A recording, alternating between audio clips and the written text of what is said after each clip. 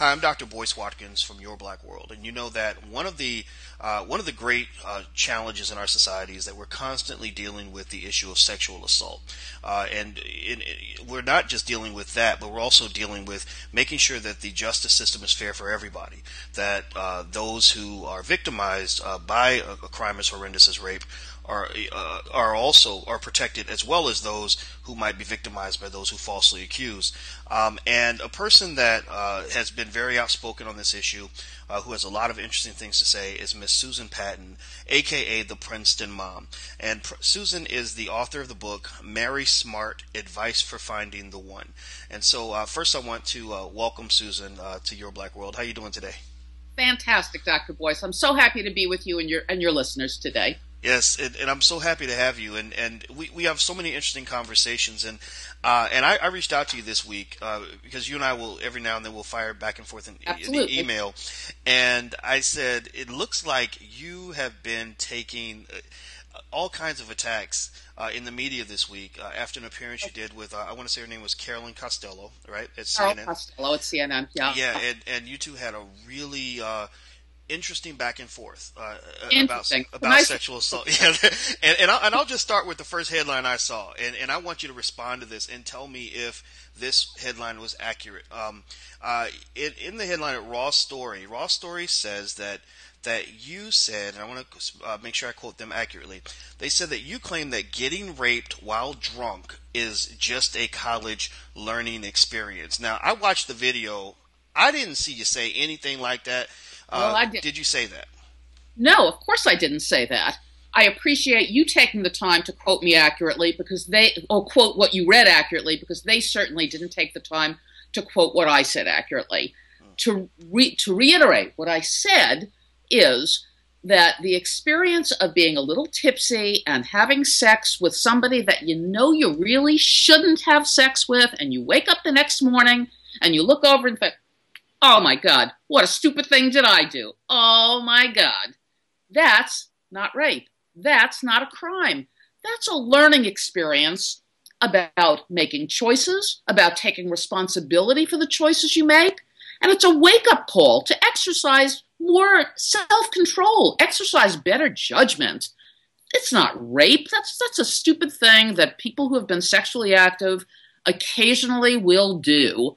And if it's fueled by a little bit of alcohol that makes you maybe a little brandier than you otherwise would, I certainly didn't say that rape is a learning experience. I said being tipsy and having sex with someone you know you shouldn't and then regretting it the next morning, that's a learning experience. Okay. Now that we've got that one clear, and that's exactly what I saw in the video as well. I was watching for those words, and I said, Susan's a smart woman. I can't imagine her saying something like this. And you can't help but to feel that there are people who will just lie in the media that because they have an agenda they want to support. Right, exactly. And we see what danger that can cause with what happened with Rolling Stone. And we'll talk about that in a second. But before we get to that, I want to ask you about another headline I saw with Mother Jones. Mother Jones says, and let me make sure I quote their headline accurately, "The notorious Princeton mom thinks it's only rape if the attacker uses a gun or a knife." So, are you saying, Susan, that if I don't have a gun or a knife, that I can't be a rapist? Of course I'm not saying that. I'm not saying anything like that. What I said, and if you go back and watch the videotape, what I said is that there was a time when we understood rape to be when a woman was penetrated against her will at the point of a gun or a knife. But now we're living in a time when the definition of rape has become so amorphous. Rape is now taking into account a fumbled attempt at a kiss or a clumsy hookup melodrama is now being labeled as rape. I'm not saying that the only kind of rape is at the point of a gun or a knife, but I'm saying the definition of rape has been expanded to include stuff that isn't even faintly rape. It's not rape. It's what goes on a date when one party is maybe a little more interested than the other party, or when two people are just trying to figure out how they proceed to the next step or if they proceed to the next step. You know, we can't call everything rape. Everything is not rape. It just isn't. And it's such a mistake to even put it in that context. I was, giggling a little bit. I was reading Ann Coulter's column yesterday. And Ann Coulter always makes me laugh a little bit, but what she wrote in her column yesterday, I got to say this to you, it'll make you laugh out loud, and your very wonderful listeners. She writes, "Sorry this column is late. I got raped again on the way home. Twice. I should clarify, by raped, I mean that 2 seductive Barry White songs came on the radio, which according to the University of Virginia constitutes rape." Wow. Well, poor Barry. But it's true. We have come to a point where you can't whistle at a woman without it being taken as an assault. You can't proceed the way young men and young women have always proceeded in pursuit of love and romance without running the risk of being labeled a rapist. And it's absurd, and it truly harms women who are actual victims of rape. When we lump all of this, when we elevate these fumbled attempts at romance to the category, if we elevate it and use the same language, call it rape, it diminishes, it dilutes, and it insults victims of actual rape. Well, it is really interesting. I mean, as an economist, it makes me think about how we might handle the money supply sometimes. And I'll make this a quick analogy, but basically sometimes when we want to stimulate the economy, what they'll do is they'll increase the supply of money. They'll say if we have more money floating around, then technically we'll be wealthier because people will be spending and they'll feel wealthier. But there's a point where you create inflation, meaning you reduce the value of the money that you're putting out there because you put so much out there. And I think maybe when you think about the definition of sexual assault, the horrible crime that it is, that that somehow there's an effort to say, okay, let's broaden the definition of rape. Let's throw more people into this category so that we'll have more political allies. We can strengthen our numbers and push forward our agenda. But I think the backdrop of that, or the downside, obviously, is that as you're sort of increasing your numbers and throwing in every situation that's imaginable, you are really diminishing. You are diluting, the real actual sexual assault that occurs, and so I think it's very interesting, and that actually segues us into something that I know you've got a lot to say about, and you mentioned this to me a little bit, off camera. There was a situation recently, which I think is just almost iconic in terms of representing what's going on right now in campus culture, and that's what the University of Virginia was the target of a very nasty 9,000-word article written in Rolling Stone magazine in which they described this horrible gang rape that allegedly occurred on campus at a fraternity house, and there was supposedly a frat party, and it turned out that the story just had almost no truth to it. Right. I mean, I'm not going to say that this young woman made this up. I'm not going to go that far, but I will say that they couldn't find any evidence. They went and they dug in to find out, okay, when was this party held? Oh, there was no frat party that weekend. Who's this guy that allegedly raped her that was a lifeguard? There was no one from their fraternity who worked, as a lifeguard. So basically, Rolling Stone comes back and they retract the story and they apologize. The University of Virginia is now backpedaling, figuring out how to deal with the fact that some of their highest ranking administrators, including their president, joined this lynch mob and this pitchfork justice to vilify people when they hadn't received due process. And then here's the other thing that's amazing to me. Exactly. If you go back and look at the way Rolling Stone did the story from the beginning, they didn't even talk to the young men who'd been accused. You're talking about ruining somebody's life, and you're not even going to ask them what happened? Exactly. Please, give me your take on this. It makes me insane as well, Dr. Boyce. It makes me insane that young men are presumed guilty until they can prove their own innocence. This is a violation of fundamental principles of American jurisprudence. It's just awful. The thought that if you as a young man are accused of rape, you are guilty of rape. You'll get kicked out of school. It will go on your This is awful. We have somehow the antagonistic feminists have hijacked this issue to the point that it's as if they've overwritten U.S. law. I don't even know how such a thing could possibly happen. I appreciate that Rolling Stone apologized to its readers for this bogus story. I haven't seen where UVA has apologized to the frat or apologized to the men that were accused. I haven't seen where the Duke lacrosse players were ever apologized to for being dragged into a court case where it was found that they were not guilty. You know, and this goes on and on. These false accusations are so rampant that it makes me think, what is going on that we now have a population of women who are either vindictive or drama queens or just so needy that they'll make these kind of accusations. The other thing I think, and I mentioned this to you off air before as well, I got a letter an email from a woman a couple days ago saying she feels terrible about this, but she wound up having sex with this guy and she knew she shouldn't, and she called it rape afterwards because she said, to her words, "I'd rather be seen as a victim than a slut." So, you know, it's not as though women are unaware of what they're doing. I get that with all of the uproar now about victimhood and how the cloak of victimhood has become so glorious and so noble, I understand why young women are racing to embrace that and racing to be embraced by these angry feminists who want nothing more than for there to be more members of the rape club, more members of this, you know, this angry rape club.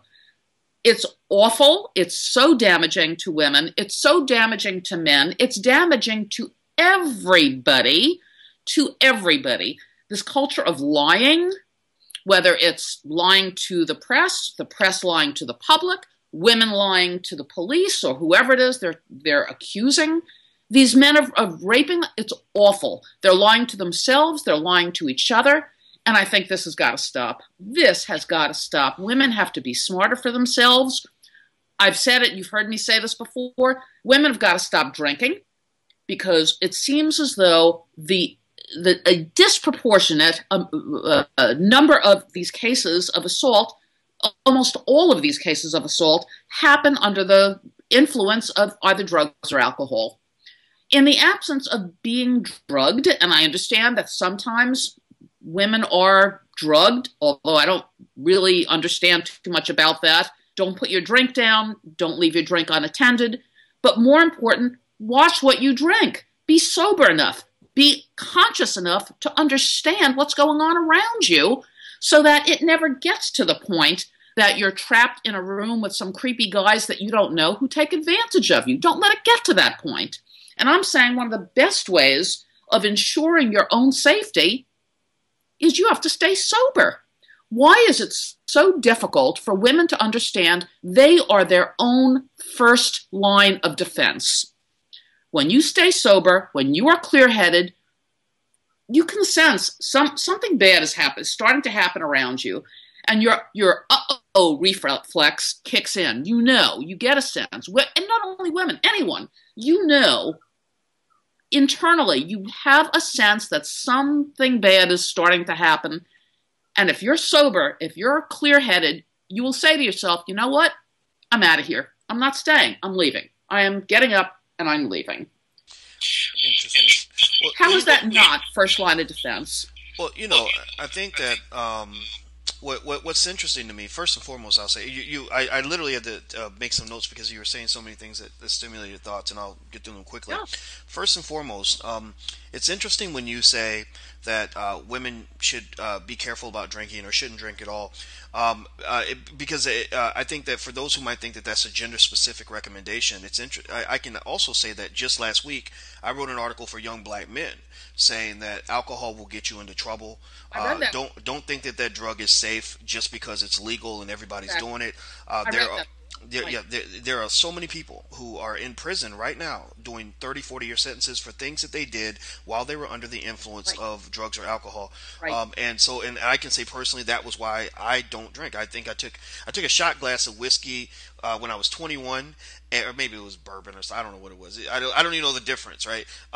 Maybe I drank a third of a beer when I was 26. That's how little I've drank in my life, and it's just helped me avoid so many problems. And I just learned from the men in my family. I had uncles and grandparents and stuff who really drank too much, and I said, this stuff is trouble. More than you do, Dr. Boyce. I'm more of a than you are, and there's nothing I love more than a delicious Manhattan up. I love my Manhattan, but I'll only have one because I know I can't handle more than one. One Manhattan, and I'm silly, and I'm funny, and I'm happy, and I'm loose, and I'm loud, and I'm talkative. And wait. How does that differ from normal don't talking say, to don't you? Even say it. Don't even say it. I know how you. I'm messing with you. Okay, so getting back to your book was just so people know the title again. It's Marry Smart: Advice for Finding the One. And so it seems that one consistent theme I've noticed with you is that you push women to be smart, to be strong, to be empowered, to be intelligent, to proactively prepare responsibility. Take personal responsibility always in everything I've ever said. I'm pushing the idea that women should take personal responsibility for their safety, for their happiness, and for their success. Why ever would we think that women are incapable of that? Come on, women they're not frail, stupid, immature little idiots. They know that they know it's their life, it's their choices.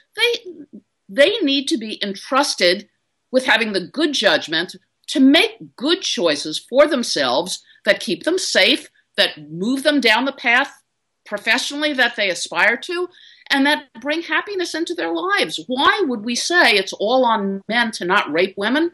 That's such an absurd thing to say. Well, of course men shouldn't rape women. Of course not. In the same way we're going to say burglars shouldn't rob your home. But I'm saying lock your door. How could you be so dumb as to not take a fundamental step towards ensuring your own safety? Absolutely absurd. So everything that I tell young women has always been taking personal responsibility. Don't put it on somebody else. You're strong enough, you're smart enough, you're independent enough to own it. I tell women it's all on you. You have to make right choices for yourself. You have to know to stay sober enough to make right choices. You have to pick your friends wisely. You have to associate with men who will treat you with respect. It's all on you. Why ever would we allow such thinking, as the feminists seem to be promoting, that women need to be protected, they need to be shielded, No. Women are plenty smart on their own. Trust me. The war on women ended long ago, and women won. Interesting. Wow. Well, I can say that part of the reason that I like the theme of your book, about women being smart, is because, I have daughters. I want my daughters to be smart. And, of course, if they're victimized or hurt by another person, then obviously, like any father, I want to go kick someone's ass. Exactly. But, at the same time, I think that, as much as I might go all across the country and tell every man I see, don't rape women, I imagine there's still going to be men out there who are going to do it anyway, right? And as you're saying... Well, I don't think men are fundamentally rapists. I don't think that. I think that the numbers that keep being thrown around, 1 in 5 women are going to be raped on college campuses, I think, that number's been debunked 1,000 times to Sunday. It's totally a wrong number. If it was a legitimate number, how could any responsible parent send their daughter to college? I mean, that would be absurd. If that was a legitimate number, no responsible parent would send their daughter to college. So I think that the numbers are so inflated, so recklessly exaggerated as to, and I think, again, the antagonistic feminists are looking to perpetuate an atmosphere of fear and mistrust by saying these numbers over and over again. I don't think men are natural-born rapists. I don't think that men go about their days thinking, oh, who could I rape next? That's absurd. That's absolutely absurd. And I think that it must be a very difficult thing on a college campus now to be a young man interested in dating a young woman. I can't imagine what must go through his head thinking, oh my God, what can I do? What can I say? What can I suggest? What can I propose that isn't going to get me in trouble? That isn't going to get me in trouble. So I'm, as much as I've I've been criticized for blaming victims. No, I stand by victims. But the victims I'm really standing by are the men who are falsely accused, because nobody is standing for those guys. And speaking of that issue, which I think I'm glad you brought that up. You know, and also speaking of just, you know, blatant lies and falsehoods that are being promoted. I remember, you know, when I wrote a piece, really encouraging men to be aware of this environment and to be very thoughtful about who you sleep with, because, you know, that bad interaction or that bad date or whatever it is could easily turn into a false accusation. Right. I had a lot. I remember noticing that a lot of, you know, I call them extreme feminists, because I don't think every feminist is trying to be what feminism has kind of become. I think there are a lot of women who rightfully believe in equal rights for women, which I think most of us stand by. And, you know, but they don't understand some of what's going on in the extreme. And I remember many of the extreme feminists repeated this same, almost like parakeets, repeated the same bogus statistic that said that the probability of a man being falsely accused of rape is, I want to say, lower than lower than the odds of being struck by lightning. Right. And I said, that doesn't make sense to me, because I know men personally who've been falsely accused, you know, where it was proven in court that they were falsely accused. They weren't compensated, didn't even receive an apology, etc. I know every week we're writing stories about men who were falsely accused, where they say 20 years after you've done your time in prison, oh, sorry, the DNA says you didn't do it. But then when you backtrack and you look at just, okay, what evidence do they actually have against this person from the beginning? There really wasn't any, right? And so, you know, as a black man, obviously I'm very sensitive to this. And so I want to ask you this question. You know, if someone is found to falsely accuse another person of rape, should that person also be tried and sent to prison?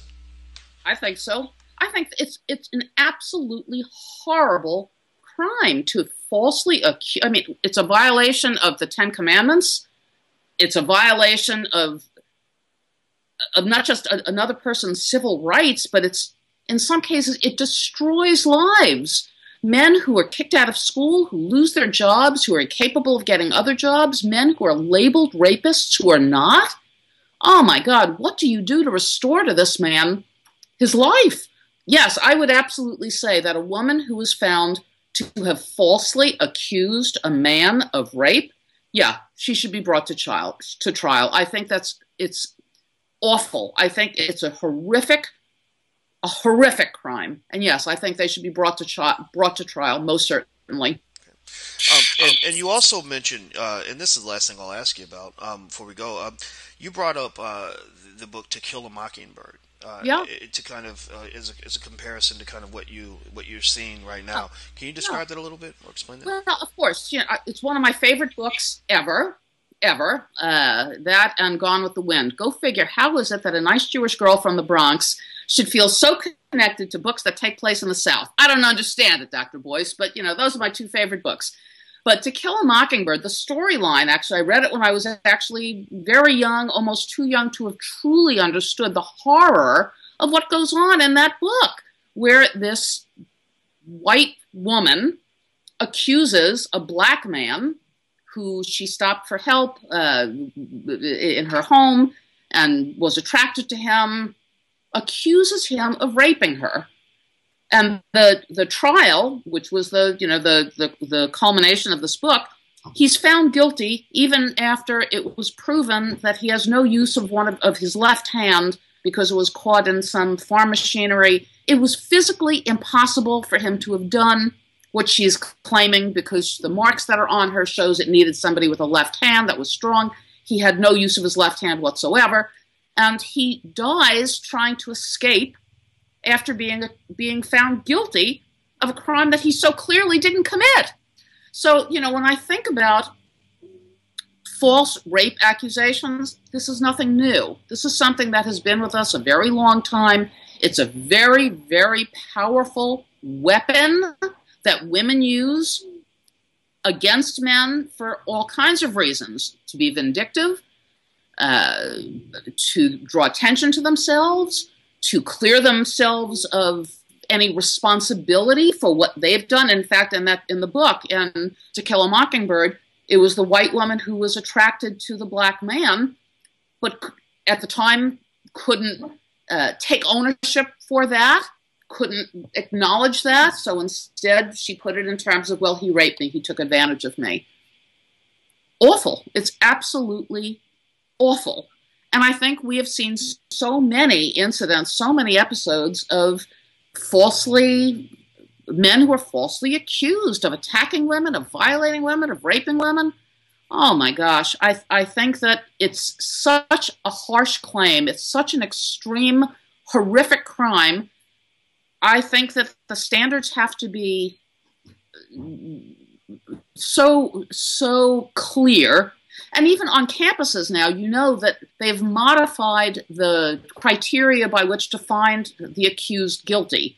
It used to be, if a young man was accused of rape, the standards were clear and convincing evidence. Well, now it's been reduced to a preponderance of the evidence, which means, I mean, this is a serious legal distinction. A preponderance of the evidence basically means, yeah, we think he did it.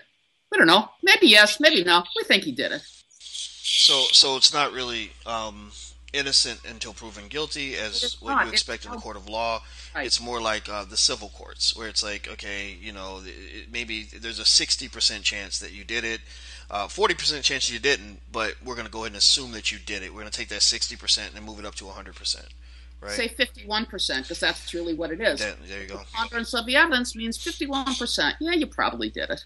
Oh. And we're willing to ruin lives over, yeah, he probably did it. I mean, this is just appalling to me that the U.S., that's such a fundamental principle of the American legal system, could be overridden by these extreme women's rights advocates. This is absurd. And it hurts men, it hurts women, it hurts everybody. It hurts everybody. And it feels like it's a power struggle here, that these women's rights groups are just all about empowering themselves. It doesn't even feel like they're empowering women anymore. I don't see that they're empowering women. I see women being afraid of these groups. They're almost afraid of saying, well, no, he didn't really rape me. I feel like they're being encouraged to make these accusations so that they can don this cloak of victimhood. I hate that. I hate that whole victimhood nonsense.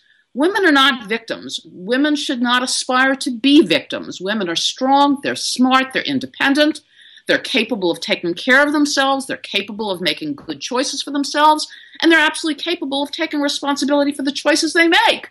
And when we infantilize women by saying, well, they're so that they can't, whatever it is we're saying that they can't do, most certainly they can do it. Most certainly women can do it. Women are smart, they're strong, they're independent, they're capable. I don't understand why on this issue it just feels like they're being encouraged down a very bad path that not only hurts men but hurts them. They may not see that it's hurting them, but it's absolutely hurting them. But it promotes the agenda of the man-haters. Well, as the only black male in this conversation, I want to ask one question that I'd love for you to comment on. And I'm only laughing to keep from crying because so many of these issues are so serious, and you see so many people's lives being affected here. When Brian, I don't know if you know the case of Brian Banks. He was a football star in California. He was on his way to USC. He was falsely accused of rape. And without adequate evidence, he basically was forced into taking a plea deal that sent him to prison for 7 or 8 years. And I think the only reason everything was unveiled was because he was somehow able to fool his accuser into confessing that she made it all up, and she was paid, I think, by the school several $100,000. And she said that the reason that she couldn't tell anybody is because she was afraid of what would happen to her.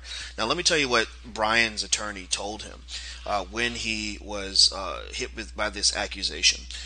His attorney said, "Look, I believe that you didn't do it. I don't believe they have enough evidence, but you're going to be a black man in front of a jury that could very likely be all white.